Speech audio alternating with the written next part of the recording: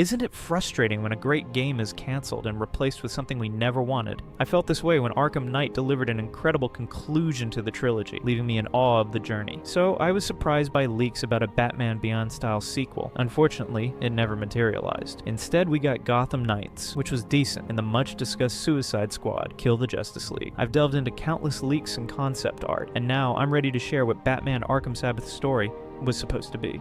Shall we begin? Gotham was destined to fall.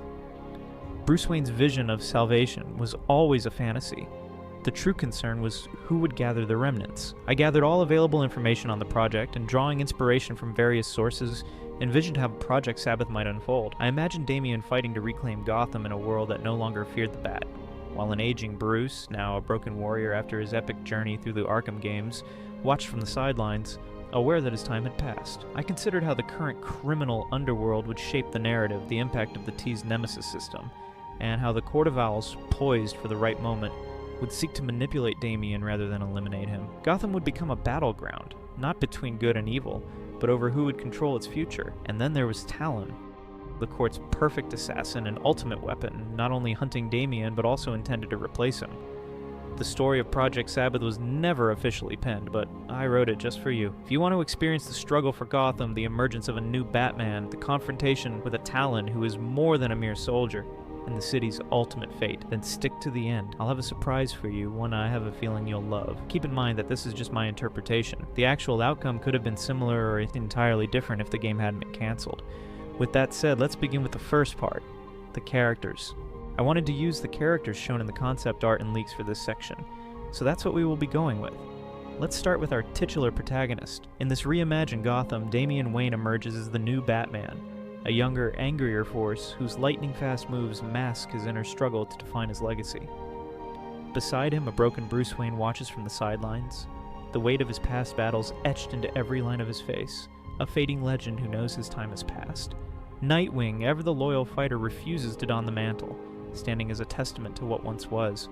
Red Hood roams as the wild card, more violent than ever, yet secretly believing that only Damian can save the city from its impending doom. Meanwhile, Two-Face, rebranded as the Judge, has traded his coin for a gavel, turning Gotham into a courtroom where life and death are decided at a flip of fate. The daughter of Black Mask, inheriting her father's ruthless ambition, isn't interested in ruling.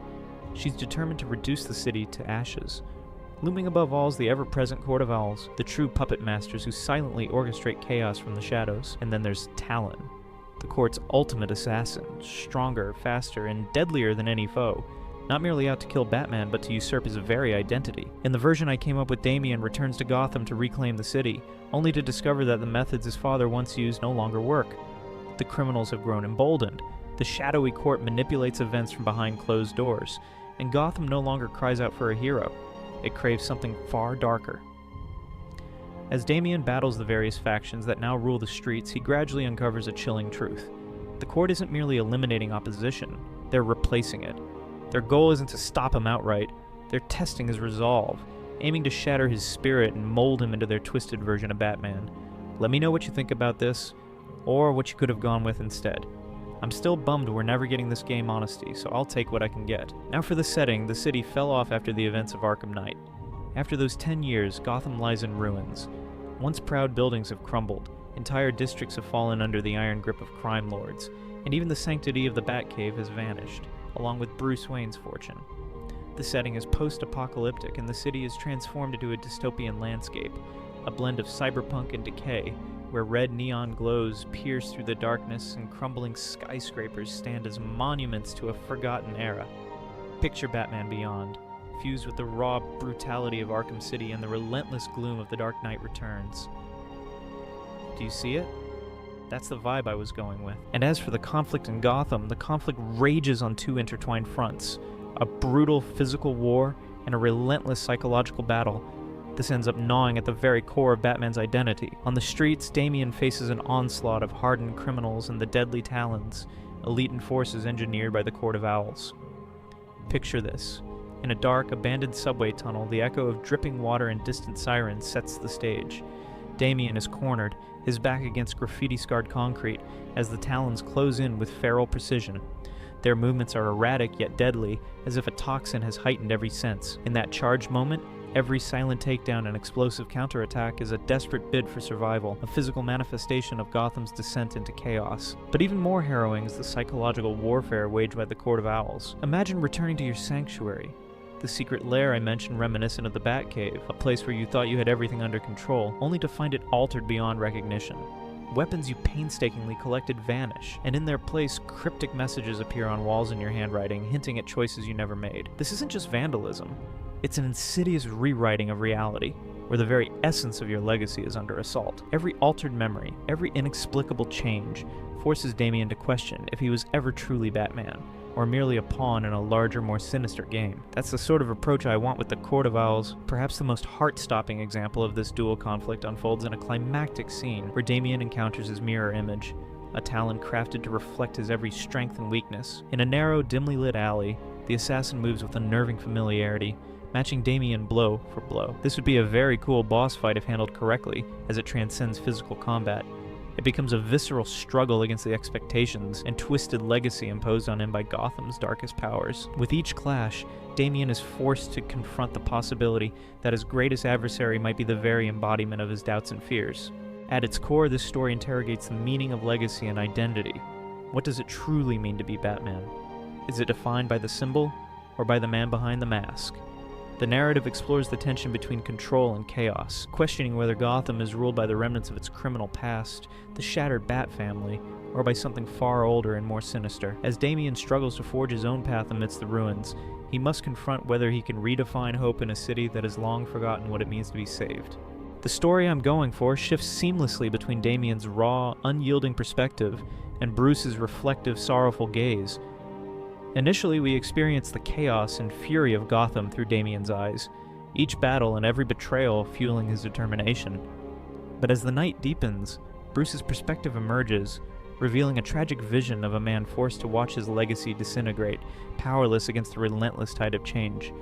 I think this would be a cool way to still have Bruce Wayne in the story without taking the spotlight away from Damian.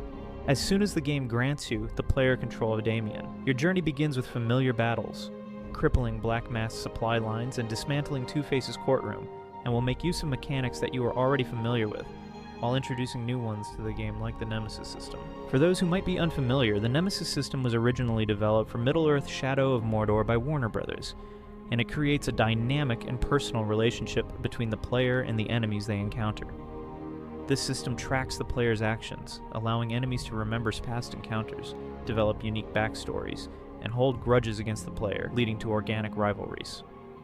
In this cancelled sequel to Batman Arkham Knight, the Nemesis system could have been utilized to create a more immersive experience, where individual criminals or villains would evolve based on the player's interactions. This could result in rogues developing personal threats or challenges against Batman, enhancing the storytelling by making encounters more memorable and character-driven. Yet the more you play, and just as victory seems within reach, the court makes its move. A lone Talon is sent not to kill but to test him, and in a devastating encounter, Damian barely escapes.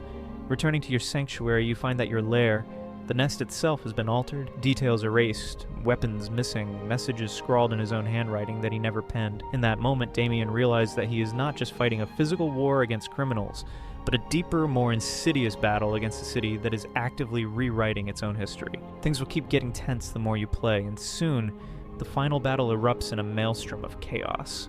The court steps from the shadows, unleashing their talons across the city on the brink. Even notorious figures like Black Mask and Two-Face are mere pawns in this grand scheme. Amid the carnage, Damian faces the ultimate Talon, an assassin crafted to replace him. The ensuing duel is not solely one of physical prowess, but a psychological war, where every strike and counter blurs the line between heroism and tyranny. With the choices you made throughout the game and allies such as Nightwing and Red Hood along with Bruce Wayne, Damian must choose to uphold the legacy of Batman or succumb to a darker destiny. As the dust finally settles, the court's grip loosens, and Gotham stands at a crossroads. The city, scarred and battered, now looks to Damian to decide its fate. Whether you fought with honor and earned the respect of its people or ruled through fear remains to be seen, but one thing is certain. Gotham's future now hinges entirely on the choices you made throughout the game. In the quiet aftermath, a final conversation unfolds between father and son. Bruce and Damian sit together in a rare moment of calm, overlooking the battered city. Bruce, with a heavy heart, asks softly, "Do you regret it?" After a long, measured pause, Damian simply smirks and replies, I guess we'll find out. As he walks away, Bruce watches him disappear into the night, finally letting Gotham go and accepting that his time has passed. Kinda quirky, not gonna lie, but hey, it's something at least. I mentioned a surprise earlier in the video, so if you made it this far and consider this adaptation mildly amusing, you can use the link in the description to get yourself a copy of the actual story. I took the time to write, and it goes a lot more in depth. This is not something I'm selling, it's completely free, so do not feel compelled to pay anything. Fanfics should be free for anyone to read. I just made 50 subscribers, and it's quite humbling. Thank you so much for the support, and I plan on being better and better each day. Let me know what your thoughts are in the comments, or any thoughts on how you would have crafted the story. This was Batman Arkham Sabbath, the Arkham game we should have gotten but never did. I'll see you in the next video.